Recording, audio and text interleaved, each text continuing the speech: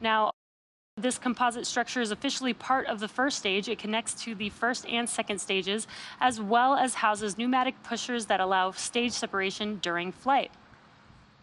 The inner stage also houses the Merlin vacuum engine, or MVAC engine, and though very similar to the Merlin 1D engines on the first stage, the MVAC engine has a larger nozzle that allows the second stage to perform better in the vacuum of space. It gives us a more efficient rocket engine that gets us better performance.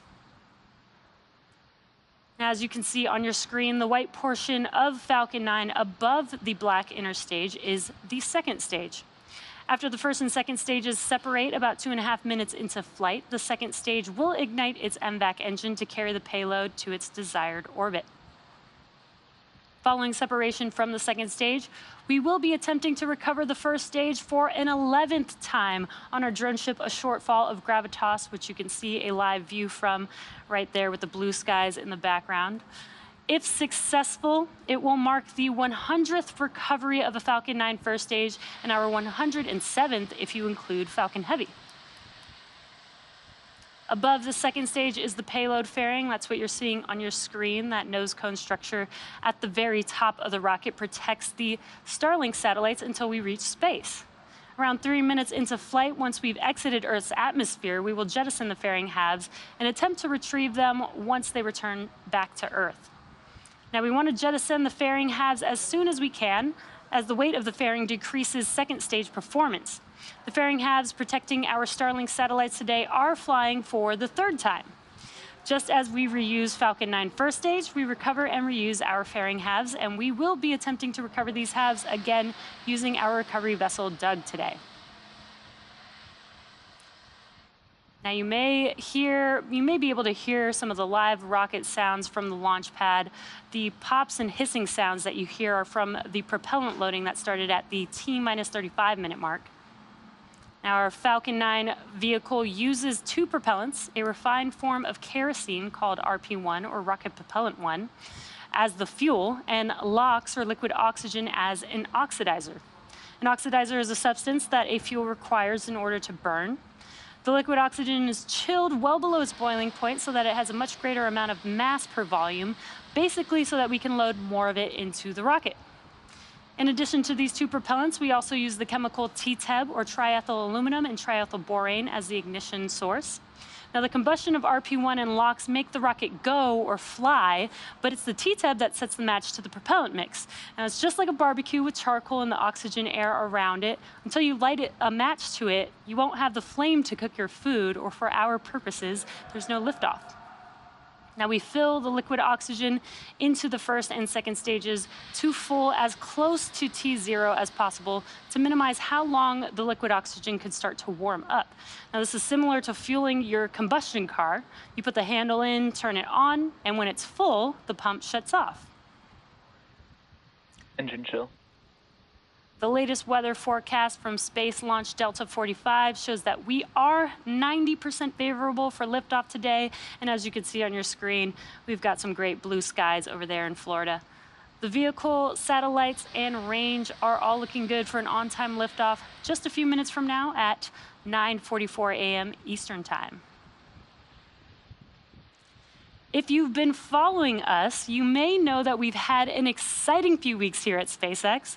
Just last week, Elon gave an update at our Starbase location on the latest progress with Starship.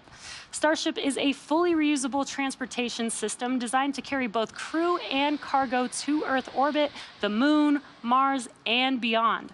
It will be the world's most powerful launch vehicle ever developed, with the ability to carry in excess of 100 metric tons to Earth orbit. In advance of the update, the team stacked the Starship spacecraft on the Super Heavy rocket for the first time using Mechazilla and the chopsticks. Now, Mechazilla is the structure that you see there, and the chopsticks being the structure holding the Starship vehicle on your screen. If you weren't able to catch the Starship update for the first time around, never fear. The full presentation is now available for viewing on our YouTube channel. On top of that, Jared Isaacman, who you may remember was the commander of the Inspiration 4 mission, announced the Polaris program. This program will consist of up to 3 human spaceflight missions that will demonstrate new technologies, conduct extensive research, and ultimately culminate in the first flight of SpaceX's Starship with humans on board. The first mission, Polaris Dawn, is targeted to launch no earlier than the 4th quarter of 2022 from historic Launch Complex 39A at NASA's Kennedy Space Center in Florida. This mission will also attempt the world's first civilian spacewalk. Thanks, pressing for Stromberg retrack. The Polaris Dawn crew will consist of Jared Isaacman, Scott Kidd Poteet, who was a veteran member of Jared's team, and 2 SpaceX employees, Sarah Gillis and Anna Menon. This will be a truly incredible series of missions, and we could not be more excited for our fellow SpaceXers going to space. To learn more about the Polaris program and the Polaris Dawn mission, head over to their website at polarisprogram.com. Now, the next major milestone you're about to see on your screen involves the transporter erector, which is the trusted structure next to Falcon 9, and if you look closely below the fairing, you can see the clamp arms opening up. That's in preparation to clear the way for the TE to start to retract. Retract in progress.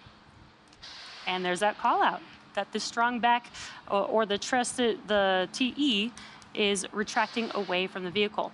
Then at T0, it will clear the way even more as the vehicle lifts off. Now, TE is a structure that provides liquids, gases, and electrical connections to the second stage, as well as air conditioning to the payload fairing. And at this point, the first and second stages are nearly fully loaded with 1 million pounds of kerosene fuel and liquid oxygen. And you can see some white clouds on your screen. That is the chilled gas inside of the vehicle above the LOX tank liquid surface that we vent overboard to maintain pressure in the tank as needed. Now, when that gas exits the vehicle into the warmer Florida air, the humid air condenses into clouds. Similar? Stage 1 LOX load complete. Pretty similar to when you have a cold glass of water and condensation forms around it. And we also just heard the call out for the first stage LOX loading complete. Next up will be second stage at about T-minus 2 minutes. At T-minus a minute and a half, we then vent the pressure out of the LOX line on the transporter erector. So again, that excess chilled gas gets ejected out into the Florida air. So you will see more of those white clouds forming around that time. We aim to finish prop loading on the first stage. Stage 2, LOX throttle back. We aim to finish prop loading on the first stage by T-minus 3 minutes and second stage at T-minus 2 minutes to minimize how long the liquid oxygen could start to warm up.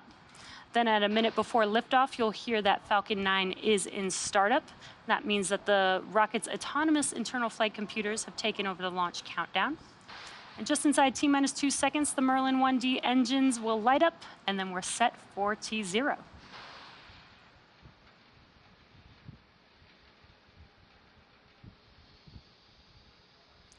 Just waiting for that call out for LOX load on second stage. Stage 2 LOX load complete. There it is. Now both first and second stage are fully loaded with propellant. The Starlink payload continues to be healthy, and the Falcon 9 team is tracking no issues on the vehicle. Weather is still looking amazing, and you can see the blue skies there on your screen. And the range is green for launch.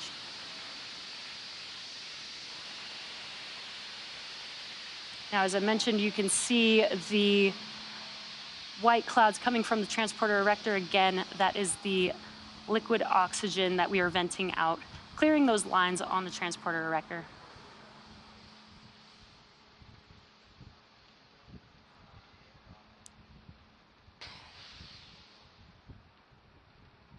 Falcon 9 is in startup.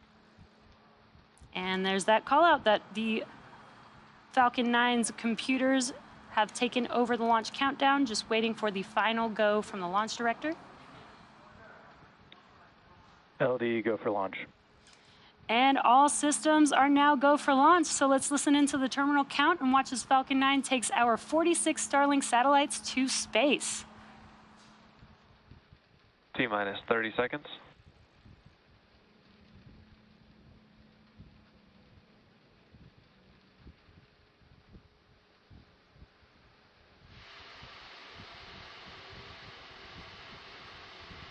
T-minus 15. T-minus 10, 9, 8, 7, 6, 5, 4, 3, 2, 1. Engines full power. Lift off. Starlink 4-8.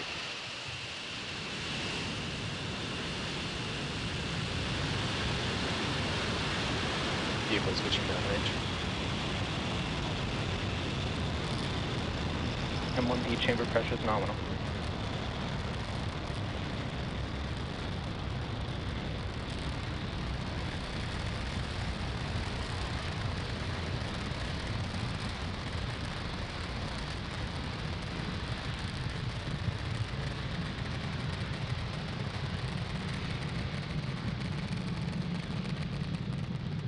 Falcon 9 has successfully lifted off from Space Launch Complex 40 at Cape Canaveral Space Force Station, Power and telemetry nominal. carrying our stack of 46 Starlink satellites to low Earth orbit.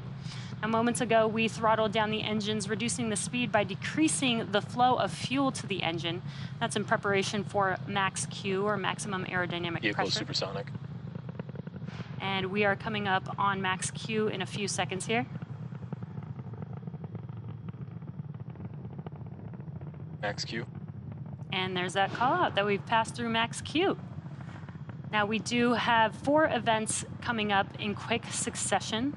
The first will be main engine cutoff, or MECO, stage separation, second engine start 1, or SES 1, and then fairing deploy. So main engine cutoff is where all 9 of the M1D engines shut down to slow the vehicle down in preparation for the next event, which is stage separation. And that is where the first stage separates from the second stage. Right after stage separation, the first stage will start making its way back to Earth for landing. And while we are able to land the first stage, both on land and at sea on our drone ship, today we will attempt to recover the first stage on today's mission on our drone ship, a shortfall of gravitas. Now, while this is happening, stage 2 will continue on its journey with the third event, which is SES 1, or second stage engine start 1. That's where the MVAC engine lights up and propels the second stage along with the Starlink satellites to orbit. And just a few seconds after that, we'll have fairing deploy. MECO.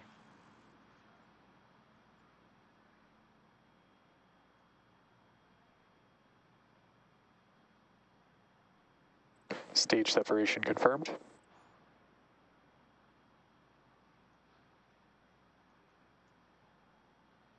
MVAC ignition.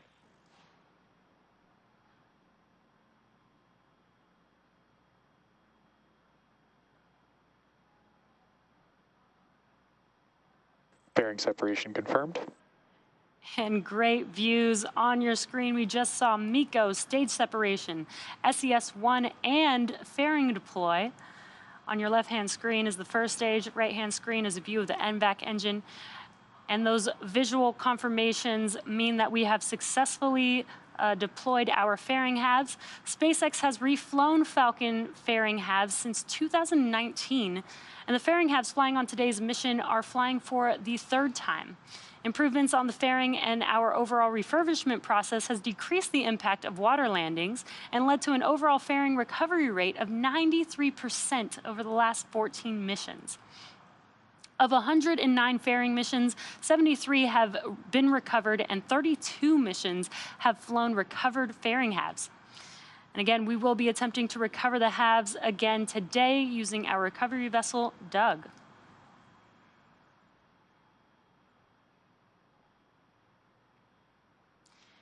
And some great views here as stage 2 heads towards its targeted drop-off orbit. Stage 1 will complete 2 burns in order to make its way back to Earth. The first is the entry burn, where 3 of those 9 M1D engines will reignite. That helps to slow the stage down as it re-enters back into the upper parts of the Earth's atmosphere. Acquisition signal, Bermuda. Then the second burn for the first stage is the landing burn. This is a single engine burn, the center E9 engine, and that brings the vehicle speed down rapidly in order to land on the drone ship. Stage 2 is still looking good on a nominal trajectory. On your left-hand screen, you can see those grid fins on the first stage, helping to guide the vehicle back to its landing zone. Now, if you're just now joining us, we've had a successful liftoff of Falcon 9 from Cape Canaveral Space Force Station, Slick 40 today. Right now, you're looking at a live view of Falcon 9's second stage on the right-hand screen. And that was just a call out for a nominal trajectory on second stage. Stage 1 is currently making its way back to our drone ship, a short fall of gravitas. And today is the 38th launch of Starlink satellites overall, the 7th mission of 2022, 4th Starlink mission of 2022, and the 145th total overall SpaceX launch. We're just about a minute away from the entry burn start on the first stage. And the Merlin engines on the first stage are optimized for sea level. These achieve 190,000 pounds of thrust during ascent. That's when we lift off or fly towards space, and descent, and that's when we come back down to Earth. Now, the MVAC engine is optimized for 220,500 pounds of thrust in vacuum, and that's what you're seeing on your right-hand screen.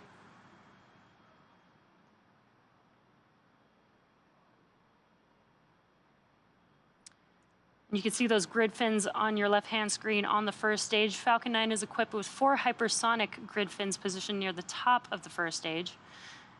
Stage 1 is using nothing but the grid fins for steering as it makes its way, as it makes its return back to Earth. That is until we light the center E9 engine. Then we can gimbal the engine to help guide the stage as it lands. Again, we're coming up on that entry burn here in a few seconds.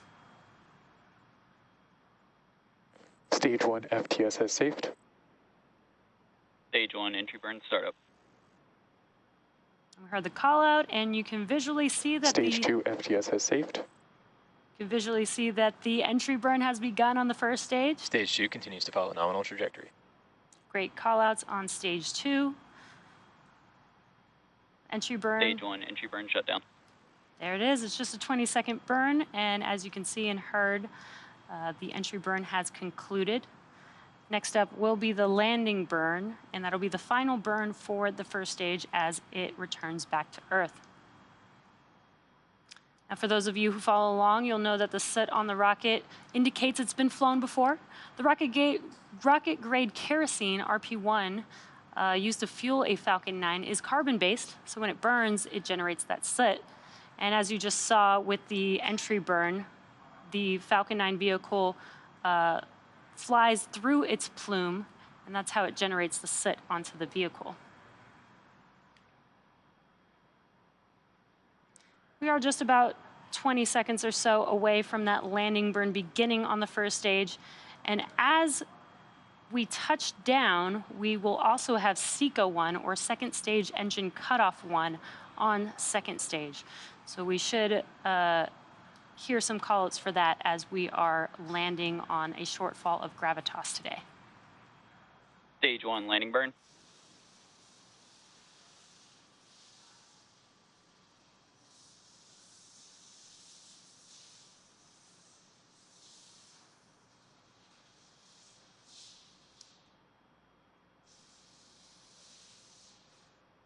Stage 1 leg deploy.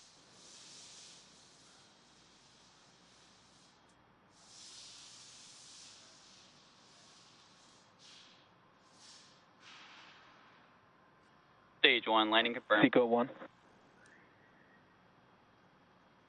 And great news, we heard that Falcon 9 has landed, touchdown on a shortfall of gravitas. We also heard, there it is on your screen, incredible view of the vehicle standing tall. Orbit insertion. And we also had SECO 1 as well as that call out right there. Let us know that we had a good orbit. Great news overall. We are now awaiting the deployment of our 46 Starlink satellites, which is scheduled to occur about an hour from now. Now, as I mentioned before, we won't have live audio or visual confirmation of payload deployment due to lack of ground station coverage. We will regain signal with our ground station at T plus 1 hour and 19 minutes. So for those of you who are interested, we will keep the audio-only countdown nets up on our YouTube channel, and we'll confirm successful payload deployment on our social channels. So that will bring our webcast to a close today. Also signal Cape and Bermuda. Our team at SpaceX would like to send a big thank you to the Range and Federal Aviation Administration for supporting our mission. Of course, thank you to all of you, our viewers, and all of our Starlink customers using our service at this time. And if you're interested in signing up for Starlink service, head over to starlink.com. Thanks for joining us, and we'll see you again soon.